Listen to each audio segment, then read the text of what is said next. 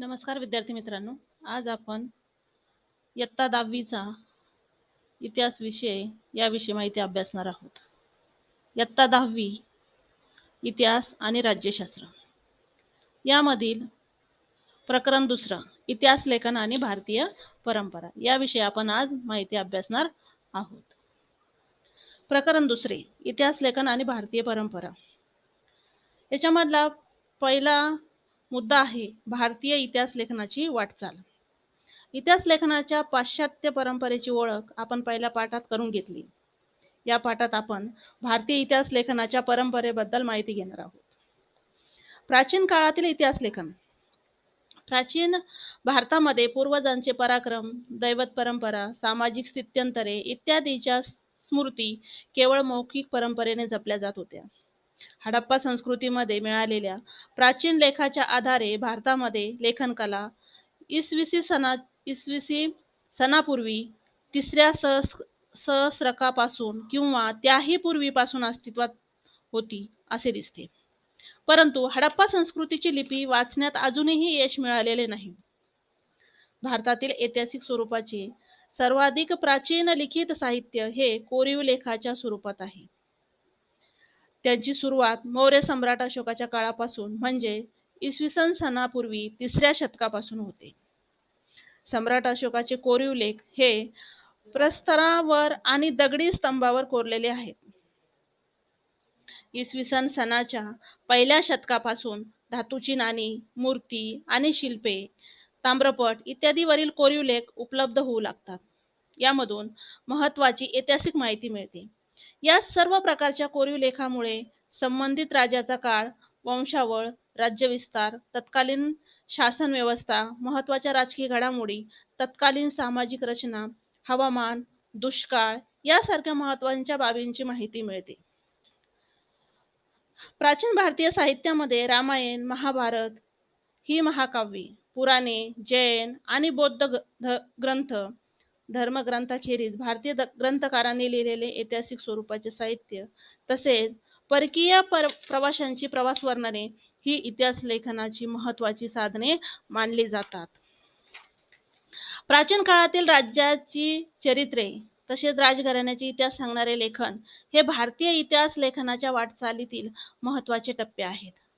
इसवी सनाच्या 7व्या शतकात बाणभट्ट या कवीने लिहिलेले हर्षचरित हे संस्कृत काव्य ऐतिहासिक चरित्र ग्रंथाच्या स्वरूपाचे आहे. त्यामध्ये तत्कालीन सामाजिक, आर्थिक, राजकीय, धार्मिक आणि सांस्कृतिक जीवनाचे वास्तववादी चित्रण केलेले आहे. प्राचीन काळातील इतिहास लेखनामध्ये आपण जसं बघितलं ताम्रपट, तर या काळामध्ये सगळ्यात प्रसिद्ध ताम्रपट हा सौगौडा ताम्रपट. हा ताम्रपट सौगौडा, जिल्हा गोरखपूर, उत्तर प्रदेश येथे सापडला. हा ताम्रपट या काळातील असावा असे मानले जाते. ताम्रपटावरील कोरीव लेख ब्राह्मी लिपीत आहेत.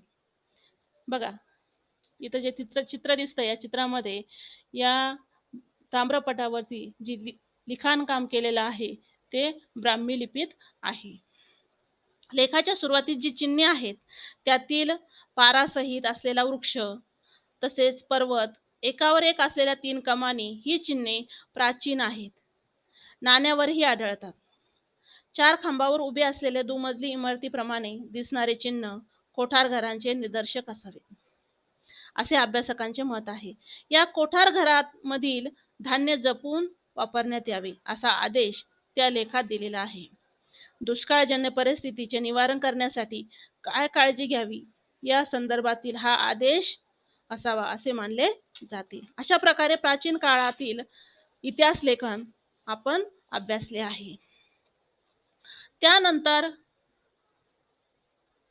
मध्ययुगीन काळातील इतिहास लेखन. इसवी सनाच्या 12व्या शतकात कल्हण याने लिहिलेला राजतरंगिणी हा काश्मीरच्या इतिहासावरील ग्रंथ आहे. इतिहास लेखन शास्त्र सुद्धा कसे असावे याच्या आधुनिक संकल्पनेशी हा ग्रंथ जवळचे नाते सांगतो. त्यामध्ये अनेक कोरीव लेख, नाणी, प्राचीन वास्तूचे अवशेष, राजकुलांच्या अधिकृत नोंदी आणि स्थानिक परंपरा अशा अनेक साधनांचा चिकित्सक अभ्यास करून हा ग्रंथ रचला. असा उल्लेख कल्लनाने केला आहे. मध्ययुगीन भारतामध्ये मुस्लिम राज्यकर्त्यांची दरबारातील इतिहासकारांच्या लेखनावर अरबी आणि फारसी इतिहास लेखनाच्या परंपरेचा प्रभाव असलेला दिसून येतो. मध्ययुगीन मुस्लिम इतिहासकारांमध्ये जियाउद्दीन बर्नी हा एक महत्त्वाचा इतिहासकार होता. त्याने तारिख-ई-फिरोजशाही या त्याच्या ग्रंथात त्याने इतिहास लेखनाचा हेतू स्पष्ट केलेला आहे, असं आपणास दिसून येते. त्यांच्या मते इतिहासकारांचे कर्तव्य फक्त राज्यकर्त्यांच्या पराक्रमाचे आणि कल्याणकारी धोरणांचे वर्णन करून संपत नाही, तर त्यांच्या दोषाचे आणि चुकीच्या धोरणांचे चिकित्सक विवेचनही त्यांनी करायला हवे. एवढेच नव्हे तर संबंधित काळातील विद्वान व्यक्ती, अभ्यासक, साहित्यिक आणि संत यांचा सांस्कृतिक जीवनातील प्रभावही लक्षात घ्यायला हवा. याच काळामध्ये बर्नीच्या या विचारसरणीमुळे इतिहास लेखनाची व्याप्ती अधिक विस्तारली गेली. मुघल बादशहाच्या दरबारातील इतिहासकारांच्या लेखनात राज्यकर्त्यांची स्तुती आणि त्यांच्याबद्दलची निष्ठा या पैलूंना विशेष महत्त्व प्राप्त झाले. त्याखेरीज त्यांच्या वर्णनात समर्पक पद्य उतारे आणि सुंदर चित्रांचा अंतर्भाव करण्याची पद्धतही सुरू झालेली आपल्याला दिसून येते. मुघल साम्राज्याचा संस्थापक बाबर याने यांचे आत्मचरित्र तुझुक-ई-बाबरी मध्ये त्याला कराव्या लागलेल्या युद्धाची वर्णने आहेत. त्याच्या बरोबरीने त्याने प्रवास केलेल्या प्रदेशांची आणि शहरांची वर्णने, तेथील स्थानिक अर्थव्यवस्था आणि रीतिरिवाज, वनस्पतीसृष्टी यांची बारकाईने केलेली निरीक्षणे यांचाही समावेश आहे. इतिहास लेखनाच्या चिकित्सक पद्धतीच्या दृष्टीने अबुल फजल याने लिहिलेल्या अकबरनामा या ग्रंथाचे विशेष महत्त्व आहे. अधिकृत नोंदीच्या आधारे ऐतिहासिक कागदपत्रांचे काळजीपूर्वक केलेले संकलन आणि त्यातील माहितीच्या विश्वासार्हतेची कसून केलेली छाननी ही अबुल फजलने अवलंबलेली संशोधन पद्धती पूर्वग्रहविरहित आणि वास्तववादी होती असे मानले जाते. त्यानंतर बखर हा ऐतिहासिक साहित्यातील एक महत्त्वाचा प्रकार आहे. त्यामध्ये शूरवीरांचे गुणगान, ऐतिहासिक घडामोडी, लढाया, थोर पुरुषांची चरित्रे याविषयी लेखन आपणास बखरीत वाचायला मिळते. मराठी भाषेमध्ये विविध प्रकारच्या बखरी उपलब्ध आहेत. त्यातील एक महत्त्वाची बखर म्हणजे सभासद बखर होय. ही बखर छत्रपती राजाराम महाराजांच्या कारकिर्दीमध्ये कृष्णाजी अनंत सभासद यांनी सदर बखर लिहिली. छत्रपती शिवाजी महाराजांच्या कारकिर्दीची माहिती यातून आपल्याला पाहावयास मिळते. त्यानंतर भाऊसाहेबांची बखर. या बखरीत पानिपतच्या लढाईचे वर्णन आहे. याच विषयावर आधारित पानिपतची बखर अशी ही स्वतंत्र बखर आहे. होळकरांची कैफियत या बखरीतून आपणास होळकरांचे घराणे आणि त्यांचे योगदान समजते. अशा प्रकारे वेगवेगळ्या पद्धतीने मध्ययुगीन काळामध्ये इतिहास लेखन झालेले आपल्याला दिसून येते. त्याचबरोबर बखरीचे चरित्रात्मक, वंशानुचरित्रात्मक, प्रसंग वर्णनात्मक, पंथीय, आत्मचरित्रपर, कैफियत, पौराणिक आणि राजनीतीपर असे अनेक प्रकार बखरीचे आहेत. हे आपल्याला इतिहासामध्ये दिसून येते. त्यानंतर आधुनिक काळातील इतिहास लेखन आणि ब्रिटिश इतिहास काळ. त्यामध्ये सर्वात प्रथम अलेक्झांडर कनिंगहॅम. 20व्या शतकात ब्रिटिशांच्या राजवटीत भारतीय पुरातत्वांच्या अभ्यासास सुरुवात झाली.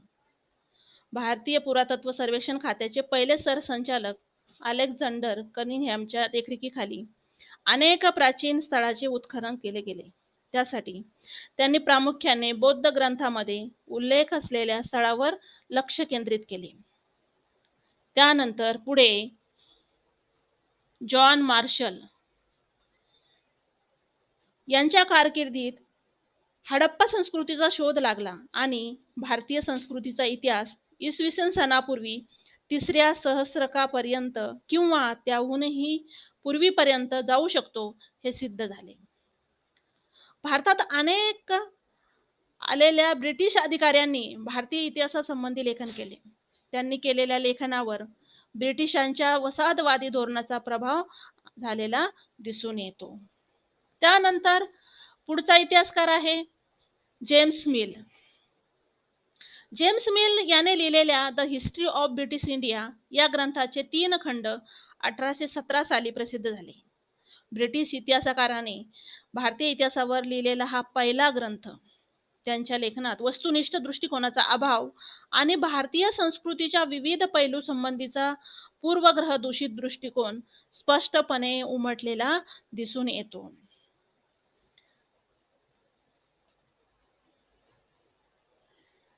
सन 1841 मध्ये माउंट स्टुअर्ट एलिफिन्स्टन यांनी द हिस्ट्री ऑफ इंडिया हा ग्रंथ लिहिला.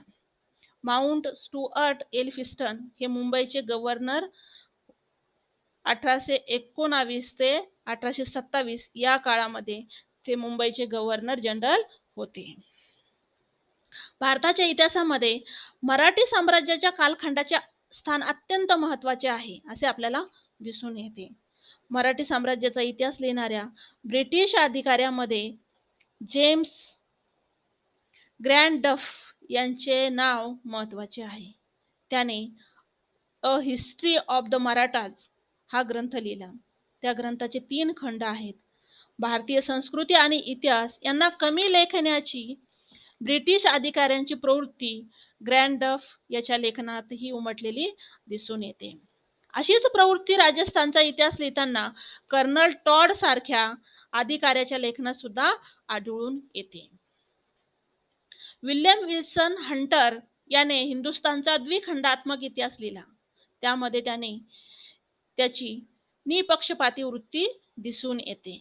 डफ यांच्या इतिहास लेखनाच्या मर्यादा नीलकंठ जनार्दन कीर्तने आणि विका राजवाडे यांनी 19व्या शतकात दाखवून दिल्या. त्यानंतर भारतीय इतिहास लेखन विविध तात्विक प्रणाली, याच्यामध्ये वसाहतवादी इतिहास लेखन. भारतीय इतिहासाचा अभ्यास आणि लेखन करणाऱ्या सुरुवातीच्या इतिहासकारांमध्ये प्रामुख्याने ब्रिटिश अधिकारी तसेच ख्रिश्चन धर्मप्रसारकांचा अंतर्भाव होता. भारतीय संस्कृती गौण दर्जाची आहे या पूर्वग्रहाचे प्रतिबिंब त्याच्यामधील काहींच्या लेखनात स्पष्टपणे उमटलेले दिसते. वसाहतवादी ब्रिटिश सत्तेच्या समर्थनासाठी त्यांच्या इतिहास लेखनाचा वापर केला गेला. 1922 ते 1937 च्या दरम्यान प्रसिद्ध झालेले केम्ब्रिज हिस्ट्री ऑफ इंडिया या ग्रंथाचे 5 खंड हे वसाहतवादी लेखनाचे इतिहास लेखनाचे ठळक उदाहरण आहे असे आपल्याला या भारतीय इतिहास लेखनाच्या तात्विक प्रणालीमध्ये दिसून येते.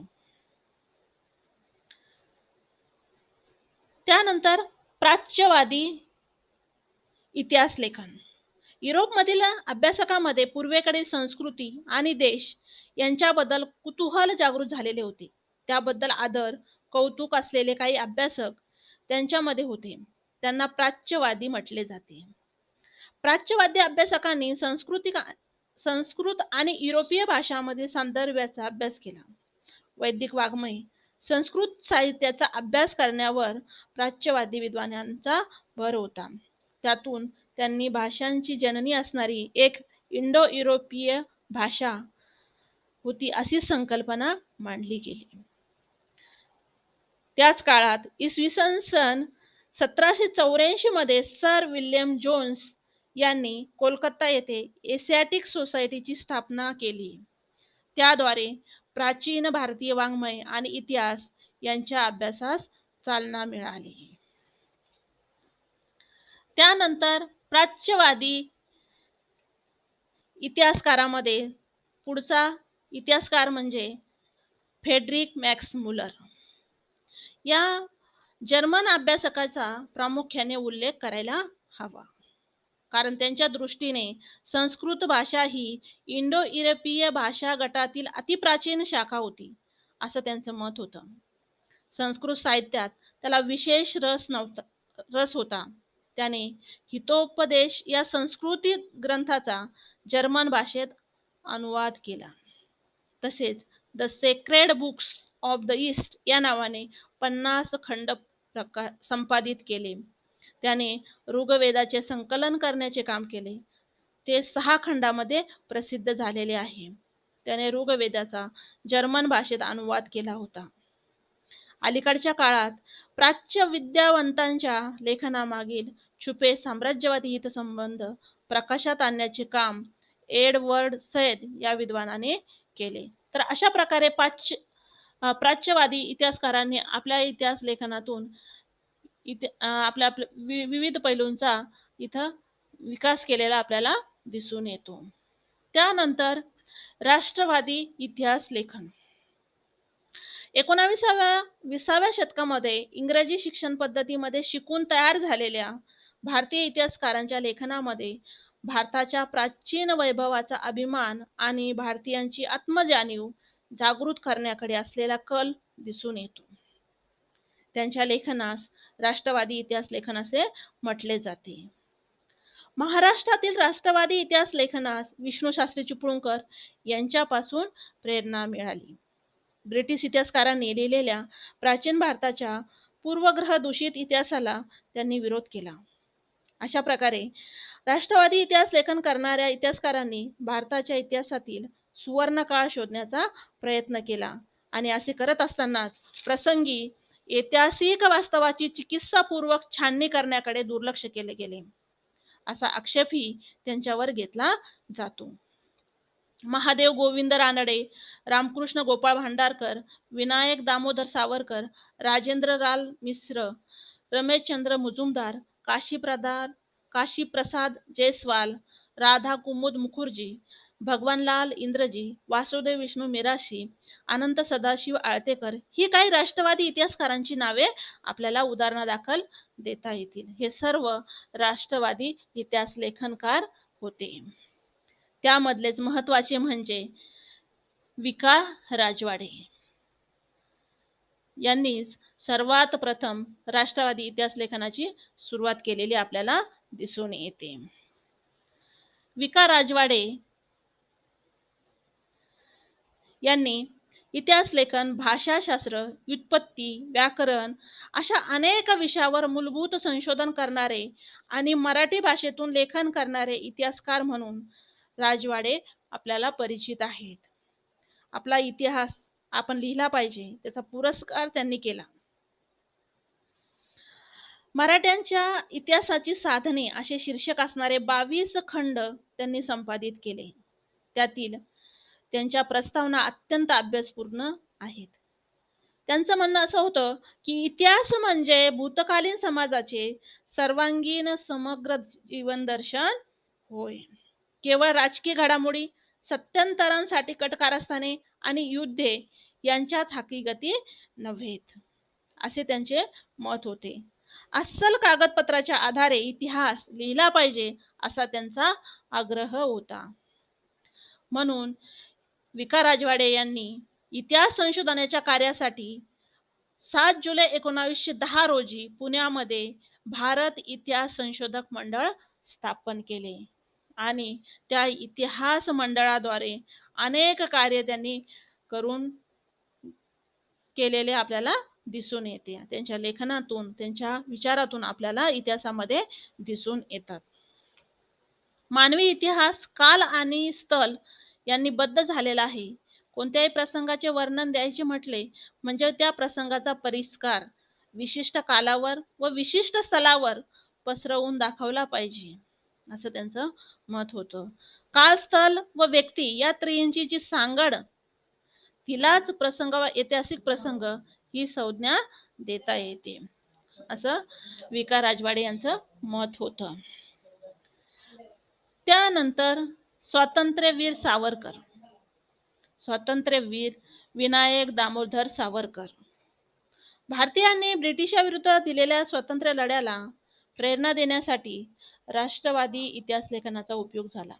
त्यामध्ये स्वातंत्र्यावर विदा सावरकरांनी लिहिलेले the Indian war of independence 1857 म्हणजेच मराठीमध्ये 1857चे स्वातंत्र्य समर या पुस्तकाचे विशेष महत्त्व आपल्याला दिसून येते.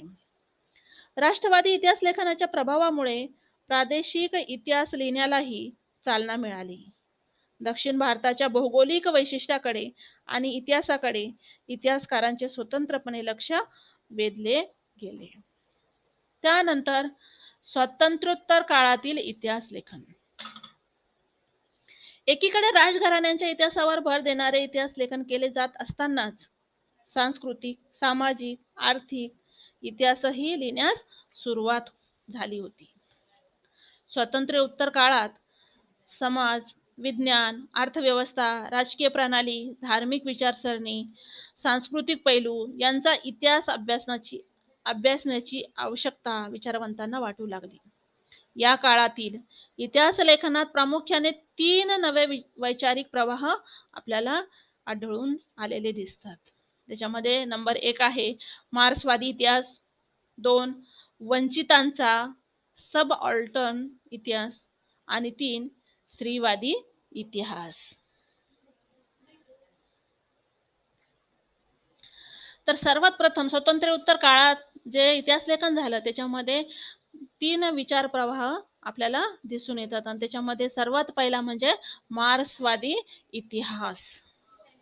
मार्क्सवादी इतिहासकारांच्या लेखनात आर्थिक व्यवस्थेतील उत्पादनाची साधने, पद्धती आणि उत्पादनाच्या प्रक्रियेतील मानवी संबंध यांचा विचार मध्यवर्ती होता. प्रत्येक सामाजिक घटनेचा सर्वसामान्य लोकांवर काय परिणाम होतो याचे विश्लेषण करणे हे मार्क्सवादी इतिहास लेखनाचे महत्त्वाचे सूत्र होते. मार्क्सवादी इतिहासकारांनी जाती व्यवस्थेत होत गेलेल्या बदलांचा अभ्यास केला. भारतामध्ये मार्क्सवादी इतिहास लेखन पद्धतीचा अवलंब प्रभावी रीतीने करणाऱ्या इतिहासकारांमध्ये दामोदर धर्मानंद कोसंबी हे महत्त्वाचे मानले जातात. कॉम्रेड श्रीपाद अमृत डांगे, रामशरण शर्मा, कॉम्रेड शरद पाटील इत्यादीचे योगदान महत्त्वाचे आहे. डांगे हे भारतीय कम्युनिस्ट पक्षाच्या संस्थापक सदस्यापैकी एक होते. त्यांचे प्रिमिटिव्ह कम्युनिझम टू स्लेव्हरी हे पुस्तक मार्क्सवादी इतिहास लेखनाचे उदाहरण आहे. त्यानंतर पुढचा विचार प्रवाह आहे वंचितांचा इतिहास. वंचितांचा म्हणजे सबऑल्टर्न इतिहास. वंचित समूहाचा इतिहास लिहिण्याची सुरुवात मार्क्सवादी इतिहास लेखनाच्या परंपरेतूनच झाली असे म्हणता येईल. इतिहास लेखनाची सुरुवात समाजाच्या तळाशी असलेल्या सर्वसामान्य लोकांच्या स्तरापासून करायला पाहिजे ही कल्पना मांडण्यामध्ये अँटोनियो ग्राम्ची या इटालियन तत्त्वज्ञाचे स्थान महत्त्वाचे आहे. वंचिताचा इतिहास लिहिण्यासाठी लोकपरंपरा हे एक महत्त्वाचे साधन मानले गेले आहे. वंचितांच्या इतिहासाला एक महत्त्वाची विचारसरणी म्हणून स्थान मिळवून देण्याचे महत्त्वाचे कार्य रणजित गुहा या भारतीय इतिहासकाराने केले. परंतु त्यापूर्वीच भारतामध्ये वंचितांच्या इतिहासाचा विचार महात्मा फुले यांनी आपल्याला त्यांच्या लेखनातून आपल्याला दिसून येतो. महात्मा ज्योतिराव फुले यांनी गुलामगिरी या पुस्तकात शूद्राचा इतिहास नव्याने उलगडून दाखवला. धर्माच्या नावाखाली स्त्रिया, शूद्र व अतिशूद्र यांच्या होणाऱ्या शोषणाकडे त्यांनी लक्ष वेधले. आपल्या लेखनामधून त्यांनी वेगवेगळ्या शूद्र आणि स्त्रिया, अतिशूद्र यांच्यावर होणाऱ्या शोषण कसे होते याकडे सर्व समाजमनाचे, सर्व सामान्य लोकांचे लक्ष वेधलेले आपल्याला दिसून येते. त्यानंतर डॉक्टर बाबासाहेब आंबेडकर. भारताच्या सांस्कृतिक आणि राजकीय घडणीत दलित वर्गाचा मोठा वाटा आहे. भारताच्या वसाहतवादी आणि राष्ट्रवादी इतिहास लेखनात त्याकडे दुर्लक्ष केले गेले. डॉक्टर बाबासाहेब आंबेडकरांनी ही गोष्ट केंद्रस्थानी ठेवून सतत लेखन केले. त्यांनी केलेल्या विपुल लेखनापैकी हू वेअर द शूद्राज आणि द अनटचेबल्स हे ग्रंथ वंचितांच्या इतिहासाचे उदाहरण म्हणून सांगता येईल. त्यानंतर स्त्रीवादी इतिहास लेखन. स्वातंत्र्योत्तर काळामध्ये जे 3 वैचारिक प्रवाह आपल्याला दिसून येतात त्यापैकी हा तिसरा विचार प्रवाह म्हणजे स्त्रीवादी इतिहास लेखन. भारतीय इतिहास लेखनाच्या क्षेत्रात सुरुवातीस प्रामुख्याने पुरुष अभ्यासक कार्यरत असल्यामुळे भारतीय इतिहासातील स्त्रियांचे स्थान आणि त्यांची कामगिरी हा विषय तुलनेने दुर्लक्षित राहिला होता. त्यावर अधिक प्रकाश टाकणे हे महत्त्वाचे वाटत होते. त्यामुळे स्त्रीवादी इतिहासकारापुढे पहिले आव्हान हेच होते. तसेच स्त्रियांनी निर्मिलेल्या साहित्याचे संशोधन आणि संकलन करणेही आवश्यक होते. इतिहासातील स्त्रियांच्या स्थानांचा विचार नव्याने होणे आवश्यक होते. म्हणून 19व्या शतकामध्ये स्त्रियाविषयी लेखन करणाऱ्या लेखिकांमध्ये सर्वात पहिलं नाव जे आहे ते ताराबाई शिंदे यांचं नाव अग्रणी आहे असं आपल्याला दिसून येतं. त्यांनी पुरुष प्रधान व्यवस्था आणि जाती व्यवस्था यांना विरोध करणारे सन 1882 मध्ये प्रसिद्ध झालेले स्त्री पुरुष तुलना हे त्यांचे पुस्तक भारतातील पहिले स्त्रीवादी लेखन समजले जाते. सन 1888 मध्ये पंडिता रमाबाई यांचे the high caste Hindu woman हे पुस्तक प्रसिद्ध झाले. तर अशा प्रकारे स्वातंत्र्योत्तर काळामध्ये झालेले लेखन स्त्रियांना घरी आणि कामाच्या ठिकाणी मिळणारी वागणूक, त्यांचा राजकीय समतेचा हक्क यासारख्या विषयावर लक्ष केंद्रित झालेले दिसते. अलीकडच्या काळात प्रसिद्ध झालेली स्त्रीवादी लेखनात मीरा कोशंबी यांच्या crossing thresholds feminist essays in social history या पुस्तकाचा उल्लेख करता येईल. त्यात महाराष्ट्रातील पंडिता रमाबाई, भारतातील पहिल्या कार्यरत स्त्री डॉक्टर रखमाबाई यासारख्या स्त्रियांच्या जीवनावरील निबंध आहेत.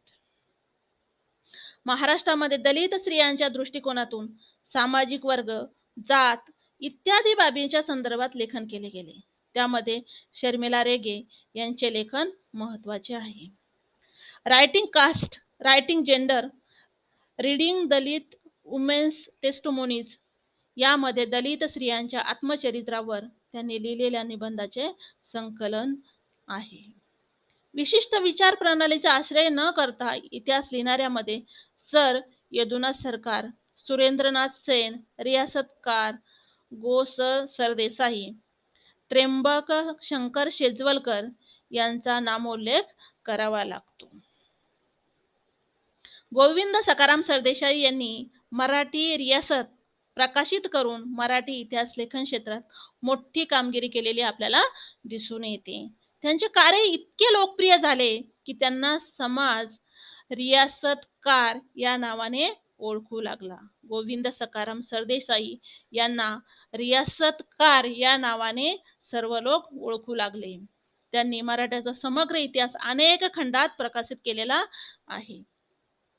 अलीकडच्या काळात यदी फडके, रामचंद्र गुहा इत्यादी संशोधकांनी आधुनिक इतिहास लेखनात महत्त्वाची कामगिरी बजावलेली आहे. भारतीय इतिहास लेखनावर भारतात उदयाला आलेल्या सामाजिक आणि राजकीय चळवळीचा प्रभाव होता. त्यांच्या बरोबरीने भारतीय इतिहास लेखनाची परंपरा स्वतंत्रपणे आणि समृद्धरित्या विकसित होत गेलेली दिसून येते. तर अशा प्रकारे आज आपण इयत्ता 10वीच्या इतिहासातील प्रकरण 2 इतिहास लेखन आणि भारतीय परंपरा हा पाठ अभ्यासला. धन्यवाद.